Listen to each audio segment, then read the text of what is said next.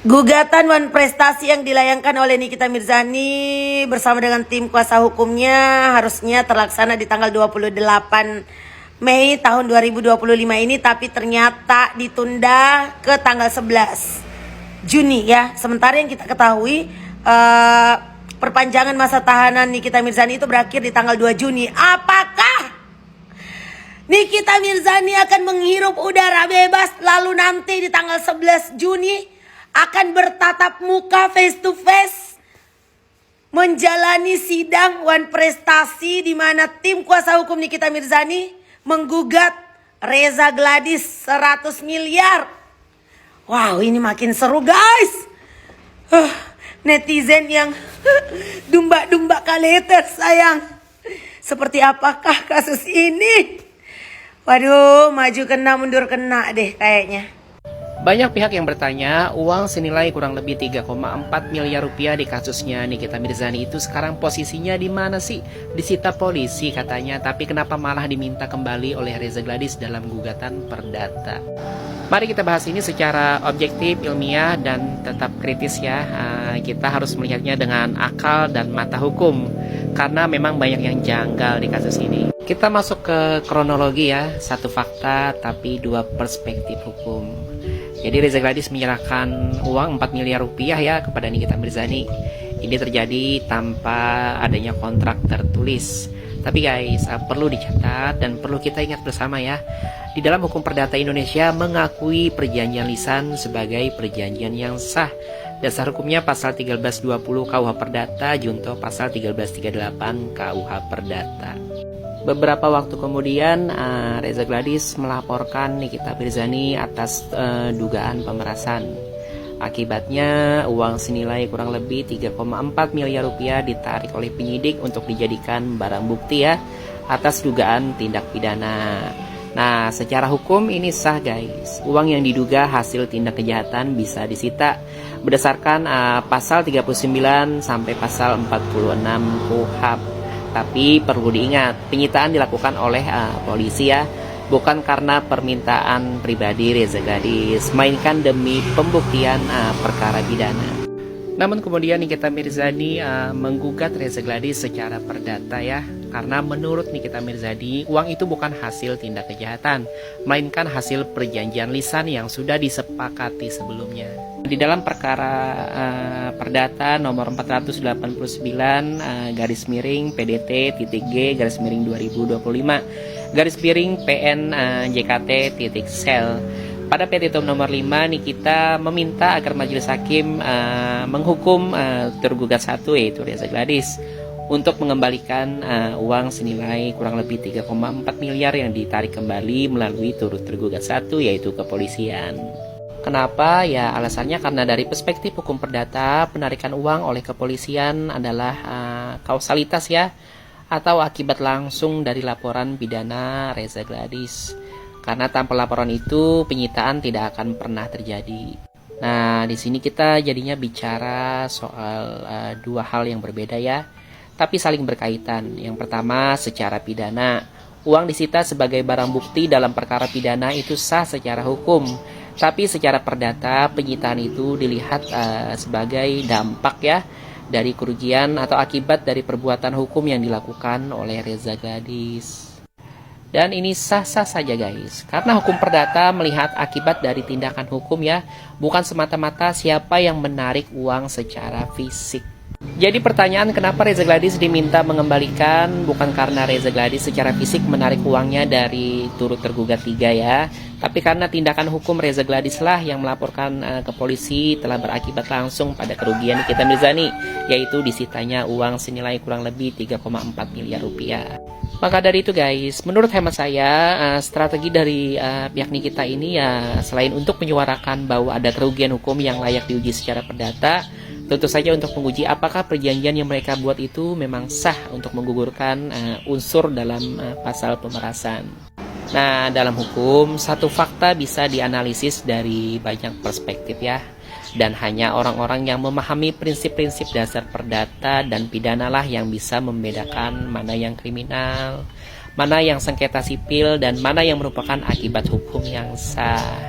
Dan kalau hari ini Nikita digugat secara pidana, tapi juga menggugat secara perdata, itu bukan karena dia mau lari dari proses hukum menurut hemat saya, tapi ini merupakan dia menggunakan hukum untuk melindungi haknya. Jadi kita boleh mengkritik ya guys, tapi jangan sampai salah posisi ya. Jangan sampai orang yang menggunakan jalur hukum itu justru dituding menantang hukum. Update gugatan One Prestasi Nikita Mirzani memang sempat tertunda ya hari ini, tapi bukan berarti kita kehabisan bahan untuk edukasi. Justru ini momen yang pas untuk menyimak kembali wawancara dari pengacara Reza Gladys. Dan coba kita bedah dari sudut pandang hukum perdata ya guys. Tapi satu hal penting dulu yang harus kita catat ya, ini bukan soal membela atau menyalahkan, karena sudah tentu ya pengacara Reza Gladys sedang menjalankan tugas konstitusionalnya untuk membela klien. Sebelumnya saya katakan, kalau memang ada dasar hukumnya, ada perjanjiannya, memang betul-betul Dr. Reza menjanjikan dan dia memenangkan di dalam persidangan ini, 4M-nya kita akan kasihkan. Kalau benar ya. Kan itu. Ini adalah bentuk penghormatan ya terhadap proses peradilan. Intinya, jika pengadilan memutuskan bahwa perjanjian antara Nikita Mirzani dan Reza Gladys sah secara hukum, maka mereka tergugat ya akan melaksanakan kewajibannya, termasuk soal uang 4 miliar. Jadi tidak ada perlu yang diluruskan di sini guys, clear dan sesuai dengan mekanisme perdata. Betul, gitu ya. Masalah 100M-nya, saya jelaskan kembali bahwa dia menuntut ganti rugi karena tidak bisa bekerja. Tidak bisa bekerja. Kenapa nggak bisa bekerja? Karena ditahan oleh polisi. Siapa yang menahan ini adalah polisi dengan persetujuan penahanan perpanjangan oleh jaksa. Jadi dalam hal ini, dia tidak bisa bekerja adalah karena ditahan polisi, diperpanjang masa penahanannya oleh bagi dua, Kapolri kasih 50M, mungkin jaksa agung kasih 50M. Jadi kita mau audiensi nih ke sana nih. Supaya bagaimana menyelesaikan yang 100M ini. Bagian kami adalah yang 4M diperas sama 4M yang digugat konversasi. Itu yang bagian kami, yang 2 kali 4M ini. Itu bagian kami. Kalau gugatannya benar ya. Nah, ini bagian yang menarik nih, sekaligus perlu kita luruskan. Jadi pernyataan ini tampak seperti menyederhanakan logika tanggung jawab hukum ya. Padahal dalam hukum perdata guys, ada struktur dan mekanisme yang ketat soal siapa yang bisa diminta ganti rugi. Yuk kita bongkar logika hukumnya. Nah, pertama kita harus pahami dulu dalam perkara One Prestasi nomor 489 garis miring PDTG garis miring 2025 garis miring PN Jakarta Selatan ya. Pihak kepolisian dan kejaksaan tidak dijadikan tergugat. Saya ulangi ya, pihak kepolisian dan kejaksaan tidak dijadikan tergugat, melainkan turut tergugat. Apa sih turut tergugat? Jadi dalam hukum perdata guys, turut tergugat adalah pihak yang terkait atau ikut disebut dalam perkara karena keterlibatannya secara fakta, namun bukan pihak yang diminta pertanggungjawaban secara langsung. Jadi guys, walaupun ada angka 100 miliar dalam petitum ya, yang diminta membayar tetaplah tergugat 1 dan tergugat 2, bukan turut tergugat. Lalu kenapa sih polisi dan kejagung dimasukkan sebagai turut tergugat? Nah, disinilah seni dari hukum itu muncul. Menurut hemat saya ya, Nikita Mirzani melalui gugatannya mengklaim adanya hubungan antara dia dan Reza Gladys adalah murni hubungan perdata berupa perjanjian secara lisan. Maka segala tindakan hukum seperti penahanan atau penarikan uang kurang lebih 3,4 miliar oleh polisi jika terbukti bermula dari laporan yang menurutnya Nikita Mirzani ya keliru guys. Menurut Nikita Mirzani keliru bisa dianggap sebagai bagian dari kerugian akibat tindakan hukum yang salah sasaran. Namun tetap ya, dalam sistem hukum Indonesia penetapan tanggung jawab hanya akan jatuh kepada pihak tergugat, bukan turut tergugat, kecuali turut tergugat diubah menjadi tergugat melalui mekanisme yang sah. Jadi guys, turut tergugat itu tidak sama dengan tergugat ya. Ingat, turut tergugat tidak sama dengan tergugat. Jadi penting untuk kita tidak terjebak dalam logika retoris ya yang tidak sesuai dengan sistem hukum. Kita boleh berpendapat, tapi menafsirkan hukum itu bukan seperti menjumlahkan 1 tambah 1 sama dengan 2. Hukum adalah seni guys, seni menafsirkan konteks, memahami struktur dan menyelami dasar hukumnya. Dan ilmu menafsirkan hukum itu tidak bisa hanya dikuasai lewat asumsi publik.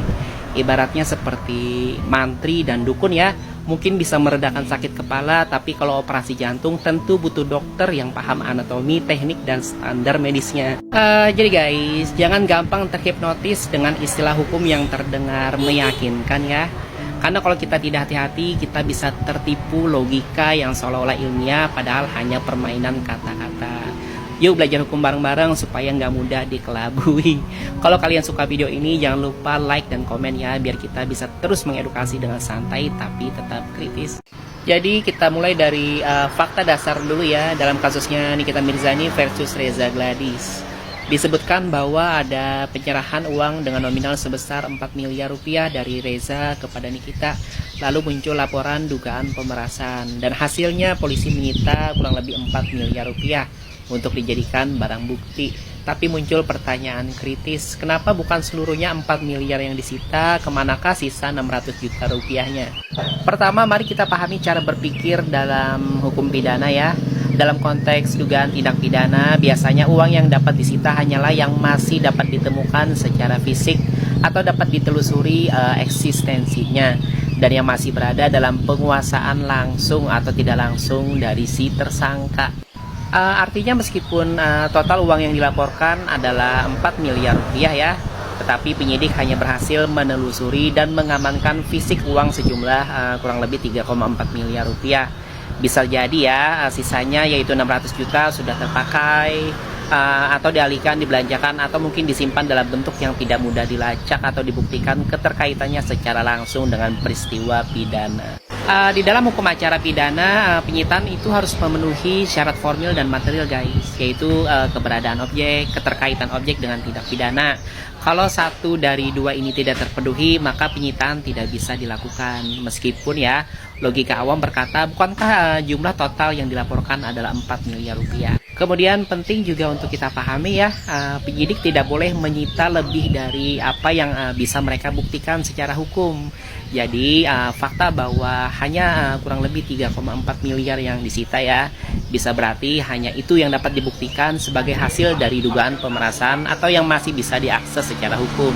Pertanyaannya, apakah ini menunjukkan lemahnya alat bukti? Ya bisa saja guys, atau bisa juga menunjukkan bahwa ada bagian dari dana 4 miliar itu yang sejak awal memang tidak berkaitan langsung dengan dugaan tindak pidana, misalnya sebagai pembayaran sah berdasarkan perjanjian lisan. Nah, jadi kenapa tidak full 4 miliar yang disita? Ya, karena dalam hukum pidana penyitaan bukan hanya soal nominal yang disebut dalam laporan ya, tapi soal berapa banyak yang bisa dibuktikan sebagai barang bukti yang sah dan ditemukan secara konkret. Sisanya 600 juta ya mungkin secara logika masuk hitungan ya, tapi secara hukum belum tentu bisa disita tanpa bukti dan legalitas penyitaan yang kuat. Seperti itu. Tadi karena ada 3 pihak yang belum hadir, maka sesuai dengan peraturan mereka harus dipanggil lagi secara patut, diberi waktu 2 minggu untuk memanggil kembali.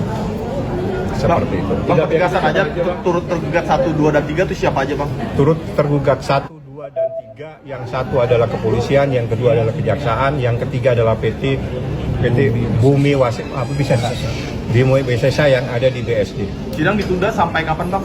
2 minggu lagi dari tanggal hari ini. Tanggal berapa tuh Bang? 11. Tanggal 11. 11 Juni ya? Iya. Jadi seperti itu, ya kita ikuti lagi prosesnya. Yang penting supaya teman-teman paham semua kenapa nih kita mengajukan gugatan ini. Nih kita meminta perlindungan kepada Yang Mulia Pengadilan, meminta perlindungan kepada Yang Mulia Kepolisian, meminta perlindungan kepada Yang Mulia Jaksa Agung. Ini loh, saya ada masalah seperti ini. Yang menurut saya ini bukan persoalan pidana. Ini menurut saya adalah persoalan adanya ingkar janji, adanya sebuah kesepakatan secara lisan dan seterusnya. Itulah yang saat ini kita uji dan kita meminta perlindungan. Sekali lagi ini kita meminta perlindungan kepada kepolisian dan meminta perlindungan kepada Jaksa Agung supaya bisa memberikan perlindungan secara hukum kepada Nikita Mirzani, seperti itu. Bang, minta tanggapannya Bang, bahwa pihak tergugat mengatakan bahwa gugatan Abang Perdata ini adalah modus untuk menghentikan pidana Bang. Saya tidak menanggapi, tanya sama yang bersangkutan. Yang jelas secara hukum gugatan itu dibenarkan, dan di dalam KUH Perdata ada yang namanya gugatan wan prestasi dan ada yang namanya gugatan perbuatan melawan hukum. Kalau wan prestasi itu adalah ingkar janji atau seseorang yang tidak mentaati apa yang pernah disepakati. Kesepakatan itu bisa lisan dan bisa tertulis secara hukum. Makanya namanya wan prestasi, atau artinya ada seseorang yang ingkar janji. Kejadian berawal dari November 2024, itulah asal terjadinya kesepakatan lisan di antara. Bagaimana kesepakatannya nanti kita uji di persidangan. Jadi itu adalah hak yang diberikan secara hukum dan itulah yang diminta sama Nikita Mirzani. Nikita Mirzani waktu saya besuk dia bilang, "Bang, sudah saatnya abang ajukan gugatan wan prestasi, sudah saatnya saya meminta perlindungan kepada Kapolri, saya meminta perlindungan kepada Jaksa Agung atas masalah yang menimpa diri saya karena saya tidak kenal dengan yang bersangkutan. Saya tiba-tiba dihubungi dengan seseorang melalui staf saya atau Ismail Marzuki. Saya tidak kenal kepada tergugat. Itulah persoalannya. Makanya Nikita, abang ajukan gugatan wan prestasi, saya meminta perlindungan bang sama Kapolri, saya ingin meminta perlindungan bang kepada Jaksa Agung. Sehingga itulah mereka karena ada bagian dari persoalan pidana, mereka kita jadikan turut tergugat supaya bisa memberikan perlindungan kepada Nikita Mirzani dalam perkara yang ada di kasus pidananya. Tapi di kontrak perjanjian itu tertulis atau lisan? Lisan. Lisan. Lisan. Itu menguatkan untuk bukti bang? Lisan. Jadi di KUH Perdata itu tidak tertulis ada lisan. Yang penting memenuhi syarat. Syaratnya adalah kesepakatan itu adalah sesuatu yang halal, para pihaknya ada, subjek dan objeknya ada dan sebagainya. Satu yang harusnya Nikita sekali lagi tidak pernah kenal dengan tergugat, ya, tidak kenal dan tidak tahu. Tiba-tiba dihubungi dan itu pun Ismail Marzuki beberapa kali ditelepon, baru dia angkat teleponnya terus minta tolonglah direview yang baik-baik produk saya. Makanya Nikita ini endorse. Ya udah kalau gitu tolonglah harus sesuai dengan aturan, nanti kita bantu untuk review yang baik-baik. Belum selesai kesepakatan itu dilaksanakan dan belum berakhir karena November ke November itu artinya 1 tahun. Ya kejadian November terus ada kalimat, nanti kalau memang tolong ingatkan aku Mail. Itu ada kalimat semua di dalam percakapan tersebut. Itu adalah bagian dan itu tertuang dalam berita acara pemeriksaan. Itulah yang saya katakan saya uji saat ini. Masalah penerimaan uang 4 miliar itu saat ini saya uji di pengadilan perdata. Apakah itu bagian dari kesepakatan ataukah ada persoalan lain yang sebagaimana yang dilaporkan. Seperti itu. Bang, artinya Nikita Mirzani berharap uang kerugian itu balik bang? Uang itu, kalau itu kan hak dia sebetulnya. Karena dia diberikan sesuatu untuk melakukan sesuatu. Ya, karena itu adalah sebuah yang telah disepakati. Bahkan yang menentukan pembagian penyerahan uangnya pun adalah tergugat, di mana dia membagi 2 kali secara tunai 2 miliar, secara transfer 2 miliar. Dan itu mereka yang mengatur semua. Jadi bagaimana ada upaya-upaya yang dilakukan Nikita Mirzani? Kita nggak melakukan apa-apa, kenal juga tidak. Seperti itu. Oke, ada lagi? Bang, mungkin sedikit update bang, Niki apa kabar bang sekarang? Baik, alhamdulillah sehat walafiat. Hari ini ulang tahun daripada Laura Maizani Mawardi. Saya ucapkan selamat ulang tahun anakku, panjang umur. Semoga kamu menjadi seseorang yang sukses lahir batin dan akan mendukung orang tuanya dan juga mendukung adik-adiknya semua. Karena dia sudah dewasa hari ini, yang saya tahu dia sudah genap berumur 18 tahun. Ya, itu yang saya tahu dari Nikita Mirzani, bahwa informasinya hari ini dia ulang tahun Laura menjadi 18 tahun. Jadi saya berharap Laura bisa menjadi orang yang bisa diharapkan dan bisa membantu orang. Kabarnya gimana sih Bang, Laura sendiri? Lauranya baik-baik aja, memang dia dalam proses pendidikan ya. Jadi pendidikan ini jangan selalu kita berpikir bahwa pendidikan itu sekolah. Jadi ada pendidikan terhadap sesuatu di mana dia diperlukan pendekatan terhadap dirinya, dan itu ada tempat lain di mana proses pendidikannya masih belum selesai. Masih dalam proses pendidikan dan pembelajaran. Seperti itu. Mungkin ada rencana Nikmir bisa bebas kalau pengacaranya nanti bisa membuktikan bahwa tidak ada mens rea atau bad intent atau niat jahat ya, berkaitan dengan persoalan yang diduga tindak pidana pemerasan maupun TPPU ya. Dalam rangkaian dalam suatu tindak pidana ada namanya mens rea dan actus reus. Mens rea itu niat jahat, actus reus adalah perbuatan. Dalam rangkaian pidana, dugaan pidana yang dikaitkan dalam Nikmir ya, NM dan satunya saya lupa namanya, dengan pelapornya si RG, itu dilihat nanti siapakah yang punya mens rea, yang mempunyai niat jahat, siapa yang mempunyai actus reus atau yang mempunyai dua-duanya, mens rea dan actus reus perbuatan. Siapa yang mempunyai niat misalnya menghubungi terlebih dahulu, siapa yang mempunyai dan merencanakan, mempertemukan dan sebagainya.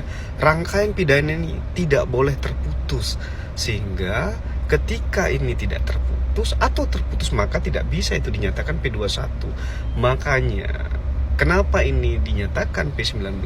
Karena ada rangkaian peristiwa pidana yang terputus di situ. Ya, sehingga yang mempunyai mens rea dan actus reus itu bisa kena. Ya, tetapi nanti ketika NM nanti tetap dinyatakan P21 dan sidang, pengacara bisa membuktikan bahwa tidak ada mens rea di situ, maka NM bisa lepas atau bebas dalam putusan pidananya. Kita sama-sama lihat nanti ke depan. Iya, pote sekejap, habis gitu kan efeknya ya Allah Kang Cendo, capek banget kita ngobatinnya tuh, panjang biayanya ya Allah, gede banget, nyeselnya juga. Aduh, setiap saya tanya, kamu sekarang nyesel nggak? Karena kalau dokter ketemu pasien kayak gitu udah dokter ocehin aja, udah kayak begini terus siapa yang mau tanggung jawab? Nyesel nggak? Gitu. Terus iya dok, nyesel dok, iya udah kapok gitu kan. Terus sampai kapan sih ini kok aduh kok gak berhenti gitu loh kalian ini. Jadi doktif menyampaikan edukasi itu dengan gayanya doktif, bukan dengan gaya dokter pada umumnya. Jadi kalau ada yang nanya kok dokter kayak gini, ya coba lihat kalian dokter-dokter yang zaman masyarakat. Nah, akhirnya dengan gayanya doktif gini kan lebih gampang diterima.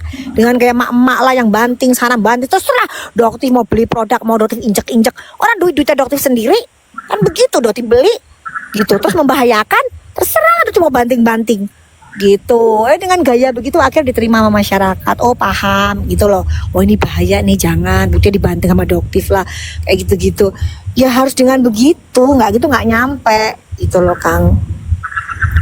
Nah, ada yang tanya juga nih, Mbak Ajeng nih, terkait laporan yang di restoran katanya dokter. Oh, untuk persekusi maksudnya? Ya, dugaan persekusi. Insya Allah sih bakalan naik sidik dalam waktu dekat, seminggu ini atau paling telat minggu depan. Selanjutnya setelah naik sidik kembali lagi kan Kang Cendol panggilan lagi ya. Ya kan, nanti setelah panggilan doktif selesai, dari saksi-saksinya doktif selesai, terus dari pihak sana lagi. Iya kalau sana nepatin, kalau mundur lagi. Saya cuman bingung ya, nanti seandainya masuk, nanti kalau ketemu dengan NM di dalam gimana? Lucu sih, lucu bener. Ini kidding ya guys, sebenarnya ini cuman saya beneran saya bilang memang minta ditunda karena nggak mau ketemu kan bisa aja. Iya kan, jadi apa ya maksudnya tuh, ini kalau misalnya sudah dipanggil, kayaknya kan nanti kan yang bikin lama itu ya penundaan untuk datang gitu loh. Iya, cuman kan enaknya kalau sudah naik sidik kan nggak mungkin kan nggak datang. Gitu. Jadi memang kasus-kasus public figure ini sebenarnya membuka mata masyarakat, Doktif.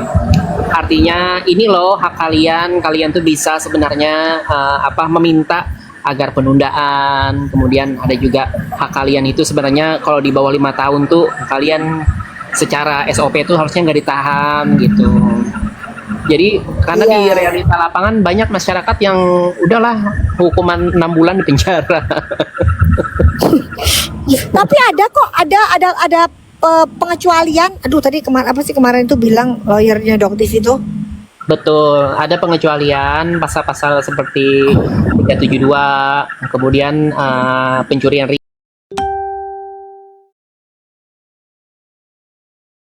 Saya bilang kalau misalnya ini bukannya maksudnya ketemunya tuh maksudnya pasti dalam satu lingkungan gitu. Karena kan tempat LP-nya sama gitu. Makanya saya bilang Saya kadang suka ketawa sendiri, apa jangan-jangan memang nggak mau ketemu dulu, duluin si satu bebas apa gimana kan, baru ntar masuk. Jadi ini kita ngomongnya di luar ini ya, di luar maksudnya tentang pemerasan itu sih. Cuman aku mau tanya sama Kang Cendol gini ya Kang. Ini kan dugaannya kan si RG ini kan meminta direview yang baik-baik seperti yang rekaman yang kita dengar itu. Iya kan? Nah, berarti kan yang seperti yang Doktif udah ngerasain sendiri produknya, Doktif review masukin ke lab kan ternyata overclaim. Itulah dari berdasarkan hasil lab ya. Produknya dia tanpa ada manipulasi. Kalau udah ada manipulasi mah pasti Doktif udah dituntut. Gitu kan, Doktif nggak pernah memanipulasi data. Jadi hasil dari lab ya seperti itu. Nah, sedangkan Kang Cendol, keuntungan yang sudah dia dapatkan itu kan ratusan miliar. Omsetnya DRG itu per bulan kalau dilihat dari kalau data tahun lalu ya, sebelum munculnya Doktif ya beberapa tahun yang lalu itu sebulan bisa